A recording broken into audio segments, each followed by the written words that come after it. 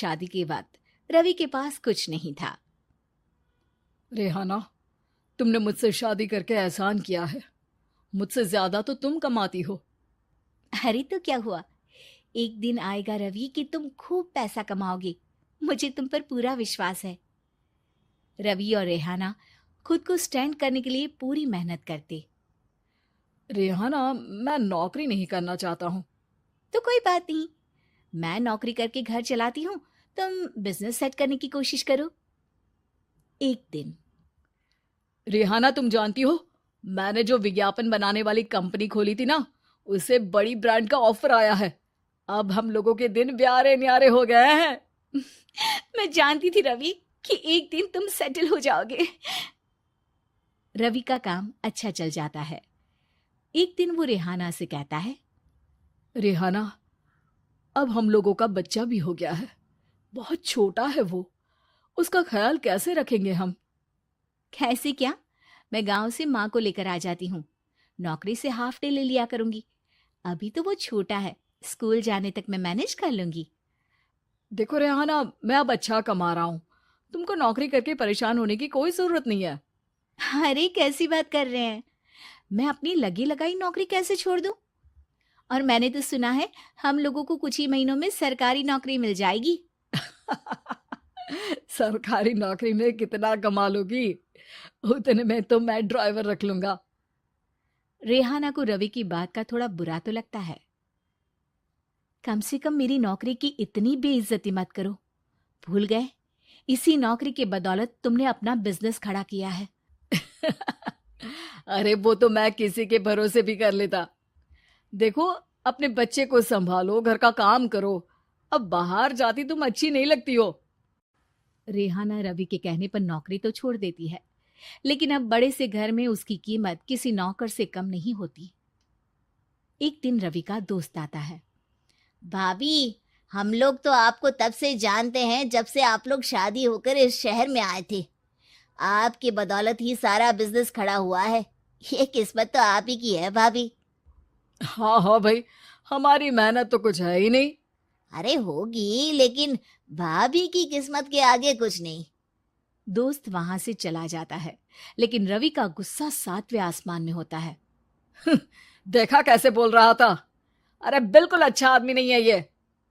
कैसी बात कर रहे हैं आप? प्रशांत भैया तो बहुत अच्छे इंसान है रवि। कैसे उन्होंने हमारे मुश्किल वक्त में हमारा साथ दिया था। अरे था पैसा तो साथ दिया, नहीं तो कौन पूछता है? रवि का व्यवहार पैसा आते ही अलग हो गया। वो बंदे को बंदा नहीं समझता। घमंड से घिरे रवि ने तो एक दिन हद ही कर दी।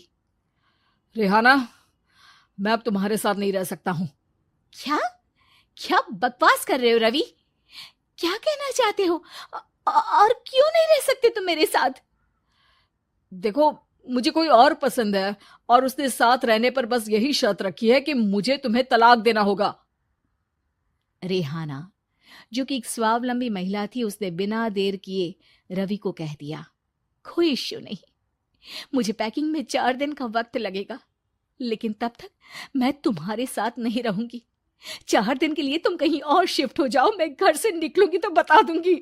रवि घर छोड़कर चला जाता है। रेहाना को दुख होता है, वो रोती है, लेकिन व्यवहार से स्ट्रांग रेहाना को पति के वापस आने का और उसे सबक सिखाने का पूरा भरोसा था।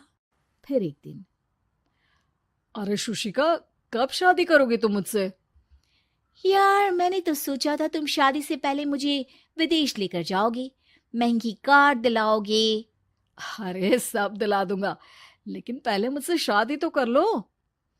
हाँ हाँ, क्यों नहीं। मैं कुछ दिनों के लिए अपने मम्मी पापा के पास जा रही हूँ और लोगों से अपनी शादी की बात करूंगी। अरे शुशिका, कैसे रहूंगा मैं तुम्हारे बिना? अब तो शादी ही होने वाली है हम लोगों की। शुशिका रवि को छोड़कर चली जाती है।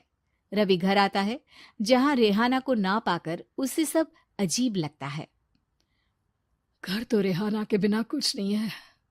बच्चे की याद भी आ रही है। चलो एक वीडियो कॉल कर लेता हूँ।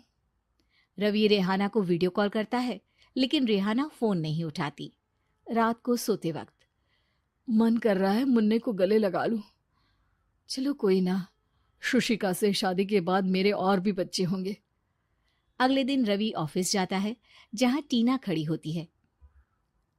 सर, आपने अपने नए ऐड के लिए मॉडल की रिक्वायरमेंट डाली थी ना, मैं उसी के लिए आई हूँ। रवि टीना को देखकर खुश हो जाता है। अब शादी हो गई है तुम्हारी? नहीं सर, बस अच्छा सा हैंडसम और अमीर लड़का देख रहे हैं मेरे मम्मी पापा। रवि के दिमाग से तो टीना को देखकर शुशिका का ख्याल भी खत्म हो जाता है। अरे यार, ये लड़की मिल जाए कितनी सुंदर है।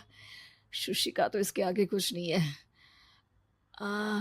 अब क्या तुम्हें ऐसा नहीं लगता कि मुझसे मिलकर तुम्हारी ये खोज खत्म हो गई है?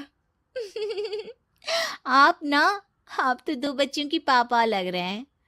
अरे नहीं नहीं, मेरी शादी तो हुई थी, लेकिन बीवी को किसी और से प्यार था, मुझे छोड़कर चली गई।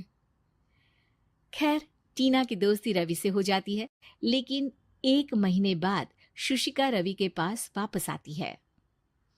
मेरे मम्मी पापा तुमसे मिलना चाहते हैं, लेकिन उन लोगों को ये मत बताना कि तुम पहले से शादीशुदा हो, और हाँ, शादी से पहले अपनी सारी प्रॉपर्टी तुमको मेरे नाम करनी होगी।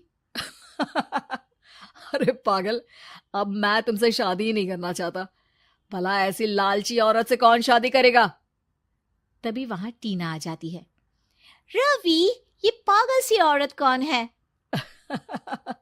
देखो, तुमने ही कह दिया ना पागल, तो पागल ही है। पता नहीं कौन है, कह रही है शादी कर लो, लेकिन शादी से पहले अपनी सारी प्रॉपर्टी मेरे नाम कर दो। बोल तो सही रही है। वैसे तुम जानती हो, मेरी एक सहेली है, उसके पति ने उसे पैसा आते ही छोड़ दिया, जबकि उसको खड़ा करने वाली ही मेरी सहेली थी। और मुझे भी भरोसा नहीं है। अगर मैं भी तुमसे शादी करूंगी तो तभी जब तुम मेरे नाम अपनी सारी प्रॉपर्टी कर दोगे। अरे हाँ हाँ, क्यों नहीं, बिल्कुल कर दूंगा। रवि और टीना की शादी की तारीख तय हो जाती है। वो अपनी सारी प्रॉपर्टी के कागज लेकर शादी वाली जगह पर पहुंचता है, लेकिन वहां टीना आती नहीं। रवि टीना को मैसेज करता है। कहाँ हो? सॉरी, मैं तुमसे शादी नहीं कर सकती, मुझे तुमसे भी ज्यादा पैसे वाला मिल गया। रवि को गुस्सा आ जाता है। वो गुस्से से सारा डेकोरेशन तोड़ रहा होता है कि वहां रेहाना आ जाती है। सर, क्या हो गया? क्या डेकोरेशन पसंद नहीं आई आपको? तुम यहाँ क्या कर रही हो? मैं यहाँ की डेकोरेटर हूँ। क्या आपको पसंद नहीं आई यहाँ की सजावट? रवि दौड़कर रेहाना के गले लग जाता है। मुझे माफ कर दो रेहाना। रवि रेहाना के गले लग जाता है और रेहाना टीना को थैंक्स का मैसेज करती है।